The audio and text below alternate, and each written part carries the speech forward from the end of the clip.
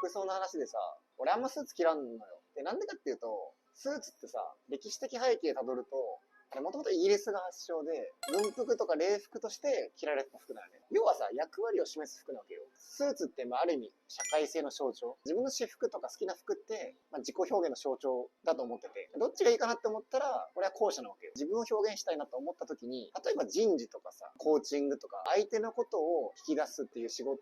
とか、そういうことしたいなって思った時に、どっちがいいかって思ったら、やっぱ自分のこと表現したいじゃん。スーツでパリッと相手と向き合うんじゃなくて、自分の考えとか思想が伝わるような格好で相手と向き合いたいなって思うし、スーツを着てさ、役割を背負って、あなたのこと教えてくださいとか、何でも聞きますよ、それは乗りますよって言ってるのって、俺からしたら、いや、それは役割着てる時点で、本当のこと聞けないし、こっちも言わないでしょっていうビジュアルだから、だからそれは、服装的にスーツってそういう役割じゃないよねっていう。だから向き合うときは、そういう格好は、あえてしないようにしてる。